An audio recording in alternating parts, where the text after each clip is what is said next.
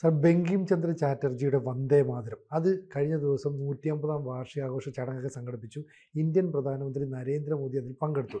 അതിൽ കോൺഗ്രസ്സുകാരുടെ ചില ഇടപെടലുകൾ കൃത്യമായിട്ട് അദ്ദേഹം ചൂണ്ടിക്കാട്ടി.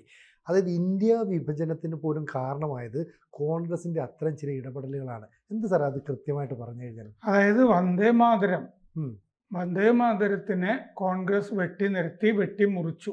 ഇതാണ് അത് പുതിയ തലമുറ അറിയണം. ഇതാണ് ആ ചടങ്ങിൽ പങ്കെടുത്തുകൊണ്ട് മോദി പറയുന്നത്. ഇന്ത്യ വിഭജനം 1947 നടക്കുന്നുണ്ടല്ലോ, പക്ഷെ ബംഗാൾ വിഭജനം 1905 നടക്കുന്നുണ്ട്. അപ്പോൾ 1905 ബംഗാൾ വിഭജനമൊക്കെ നടക്കുമ്പോൾ നമ്മുടെ ഇന്ത്യയുടെ ഭാരതത്തിന്റെ ശക്തിയുടെ ഒരു പ്രതീകമായി ബംഗാളികൾ കൊണ്ടു നടന്നതാണ് വന്ദേ മാതരം. അന്ന് മുഴങ്ങിയിരുന്നതാണ് അവിടെ.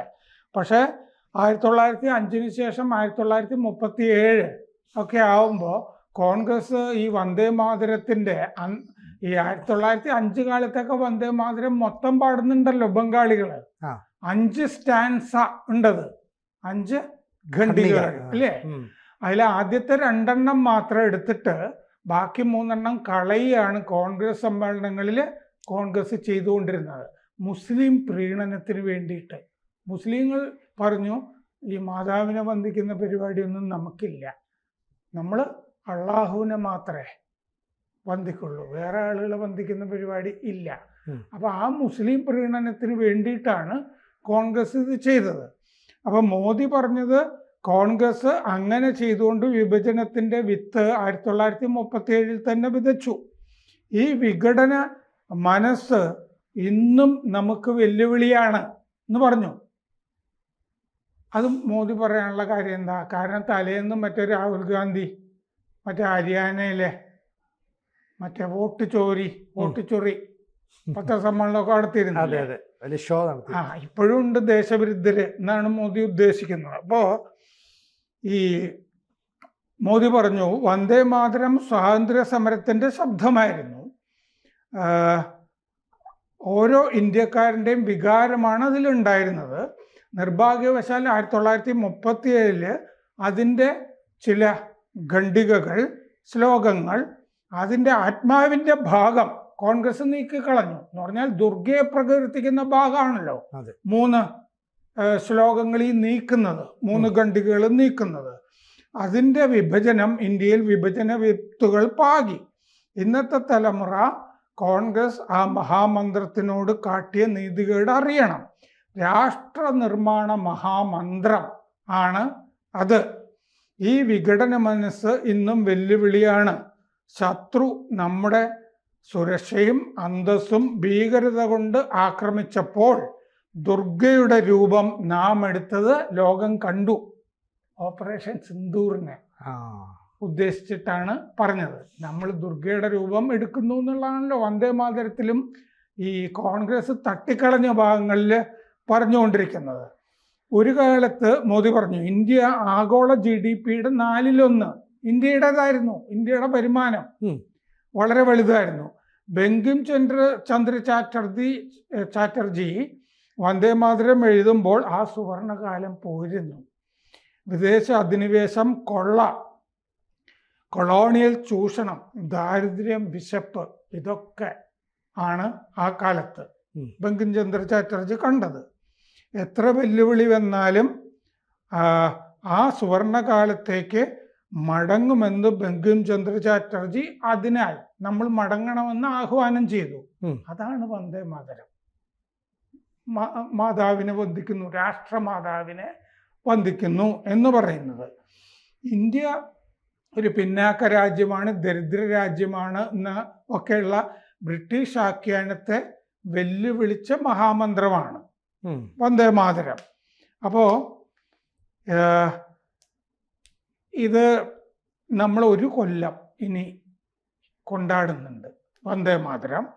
ഈ നവംബർ 7 മുതൽ 2026 നവംബർ 7 വരെ ഇതിൻ്റെ ആഘോഷങ്ങൾ 150-ാം ജന്മവാർഷികം നടക്കും. 1875 അക്ഷയ നവമി ദിവസം വന്ദേ മാതരം ഉണ്ടായി എന്നാണ് കരുതുന്നത്. ഇത് ബംഗദർശൻ സാഹിത്യ മാസികയായിരുന്നു. ബംഗദർശൻ സാഹിത്യ മാസികയിലാണ് ഇത് പ്രസിദ്ധീകരിച്ചു വരുന്നത്. ആനന്ദമഠം എന്ന് പറഞ്ഞ നോവലിന്റെ ഭാഗം ആകുന്നു. അതിനു മുമ്പ് തന്നെ അദ്ദേഹം എഴുതിയിട്ടുണ്ട്. ഇത് നോവൽ 1882 വരുന്നത്. അതിലിത് എഴുതി ഉൾപ്പെടുത്തുന്നു എന്നേ ഉള്ളൂ. അപ്പോൾ ഈ കഴിഞ്ഞ ചൊവ്വാഴ്ച മദ്രാസ് ഹൈക്കോടതിയുടെ ഒരു ഉത്തരവുണ്ട്. അതിവിടെയൊന്നും മുഖ്യധാരാ മാധ്യമങ്ങളിൽ വന്നില്ലെന്ന് തോന്നുന്നു. സ്കൂളുകളും കോളേജുകളും, തമിഴ്നാട്ടിലാണെന്ന് ഓർക്കണം ഹൈക്കോടതി വിധി, സ്കൂളുകളും കോളേജുകളും ആഴ്ചയിൽ ഒരിക്കൽ വന്ദേ മാതരം പാടിയിരിക്കണം. വിധിയാ, ചൊവ്വാഴ്ച വന്നതാ അത്. ദേശാഭിമാനം കുട്ടികളിൽ വളർത്താൻ അതുപകരിക്കും. മദ്രാസ് ഹൈക്കോടതി ചൊവ്വാഴ്ച വിധിച്ചതാണ്. അതൊക്കെ ഇവിടെ മുഖ്യധാരാ മാധ്യമങ്ങളിൽ വന്നോ? ഇല്ല. 2000 ഇനി ഇതിൻ്റെ ഒരു കഥ നോക്കാം നമുക്ക്. വന്ദേ മാതരത്തിൻ്റെ കോൺഗ്രസ് വെട്ടിമുറിച്ചതൊക്കെ 2006 ജമിയത്ത് ഉലമയുടെ ജനറൽ സെക്രട്ടറി മൗലാന മഹ്മൂദ് മദനി പറഞ്ഞിരുന്നു, മുസ്ലിങ്ങൾ വന്ദേ മാതരം പാടുന്ന പ്രശ്നമില്ല.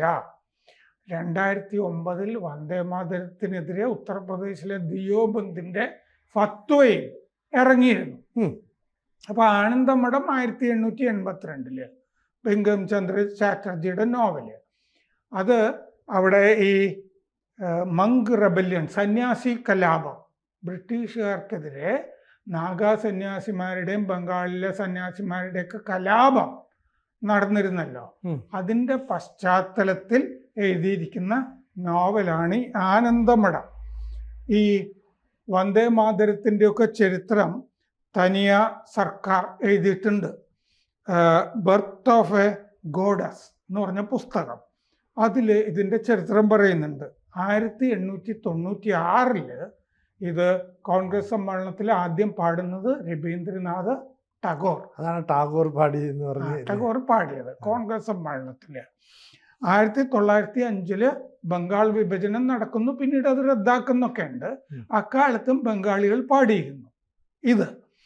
1908 ഡിസംബറിൽ മുസ്ലിം ലീഗിൻ്റെ സമ്മേളനം നടക്കുക. 1908 മുസ്ലിം ലീഗിൻ്റെ സമ്മേളനത്തിൽ മുസ്ലിം ലീഗിൻ്റെ പ്രസിഡന്റ് സയ്യദ് അലി ഇമാം വന്ദേ മാതരത്തിനെതിരെ ആഞ്ഞടിച്ചു.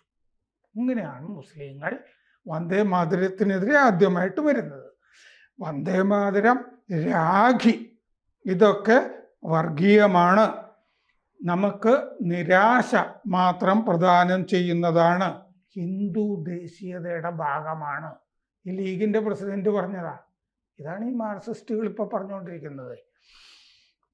Muhammad Ali Jinnah 1938 March 1 the New Times of Lahore എന്ന് പറഞ്ഞ പത്രത്തിൽ എഴുതി, വന്ദേ മാതരം ചില ഭാഗങ്ങൾ നീക്കിയാലും മുസ്ലിങ്ങൾക്ക് സ്വീകാര്യമല്ല. അപ്പോൾ കോൺഗ്രസ് അതിൻ്റെ 3 സ്റ്റാൻസാ ഗണ്ടികൾ നീക്കിയല്ലോ. അതെ, എന്നാലും ഞങ്ങൾക്ക് സ്വീകാര്യമല്ല പറയുന്നത് ഇന്ന് ജിന്ന പറഞ്ഞു. ഞാൻ പറഞ്ഞില്ലേ, പടച്ചോന് മാത്രമേ മുസ്ലിങ്ങൾ വണങ്ങുള്ളൂ. ഇന്ന് അവര് പറഞ്ഞിട്ടുള്ളതാണ്. വ്യക്തികൾക്ക് കൈയടിക്കരുത്, ഇല്ലേ, പടച്ചോന് മാത്രമേ കൈയടി പാടുള്ളൂ എന്നൊക്കെ. അപ്പോൾ മുസ്ലിങ്ങൾക്ക് സ്വീകാര്യമല്ല. 1937 ഇനി നെഹ്റു കുടുംബം. നെഹ്റു ടാഗോറിനൊരു കത്ത് എഴുതുന്നു 1937. ആദ്യത് 1896 തന്നെ പാടിയിട്ടുള്ള ആളാണ് ടാഗോർ. മുഴുവനും പാടിയെന്ന്. 1896 മുഴുവനും നെഹ്റു പാടിയിട്ടുണ്ട്. 1937 നെഹ്റു ആണ് മുൻകൈ എടുക്കുന്നത് ഇത് വെട്ടാൻ. അപ്പോൾ ടാഗോറിന് കത്തെഴുതുന്നു, ഇതിൽ മുസ്ലിം വിരുദ്ധത ഉണ്ട് എന്ന് പറയുന്നതിനെ പറ്റി അങ്ങയുടെ അഭിപ്രായം എന്താണ്? നെഹ്റു ചോദിക്കുക. അപ്പോൾ ടാഗോർ പറഞ്ഞു, ഇതിൽ 5 സ്റ്റാൻസകളിൽ ആദ്യത്തെ 2 സ്റ്റാൻസയിൽ കുഴപ്പമൊന്നും പറയാൻ പറ്റില്ല. പക്ഷെ പിന്നത്തെ ഭാഗത്ത് ദുർഗയാണ് മാതൃഭൂമി എന്ന് പറയുന്നുണ്ട്. അവിടെ കുഴപ്പം തോന്നാം. ദുർഗയാണ് മാതൃഭൂമി എന്ന് പറയാൻ മുസ്ലിങ്ങൾക്ക് പ്രശ്നമുണ്ടാകാം. അപ്പോൾ 1937 കോൺഗ്രസ് സമ്മേളനത്തിൽ ആദ്യത്തെ 2 സ്റ്റാൻസ മാത്രമാണ് പാടുന്നത് വന്ദേമാതരം. അപ്പോൾ ഒരു മുഴുവൻ പാട്ട് ഛേദിച്ചു. ഇതാണ് ശരിക്കും പറയാം, ഇതാണ് ഇപ്പം ഈ നരേന്ദ്രമോദി പറഞ്ഞതിൻ്റെ അന്തസത്ത. ഇതിപ്പം മനസ്സിലാക്കുന്നുണ്ടോ കോൺഗ്രസ്സുകാർ? ഇത് ഛേദിച്ചതാണ്. അല്ല, മുസ്ലിങ്ങൾക്ക് വേണ്ടി ചെയ്തതാണല്ലോ. പിന്നെ ഖേദമില്ലല്ലോ.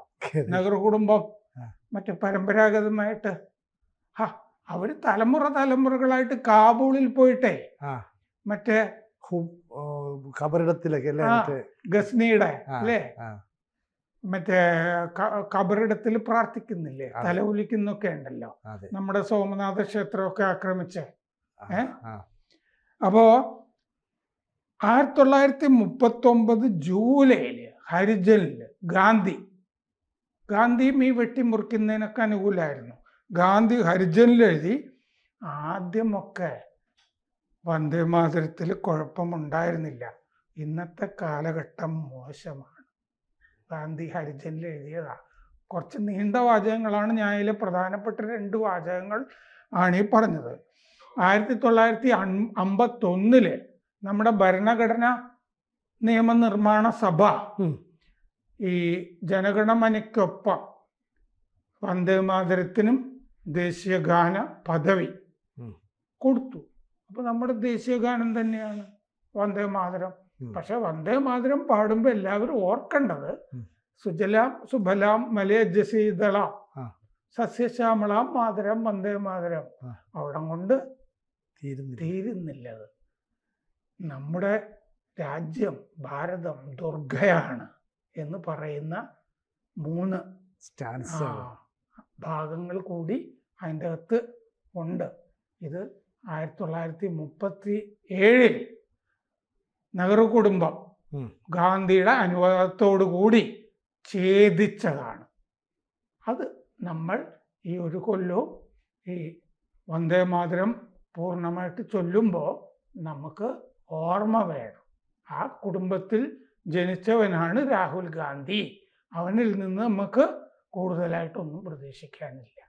കൂടുതൽ വാർത്തകളും വിശേഷങ്ങളും നിങ്ങളിലേക്ക് എത്താൻ ABC മലയാളം സബ്സ്ക്രൈബ് ചെയ്യുക, ബെൽബട്ടനും അമർത്തുക.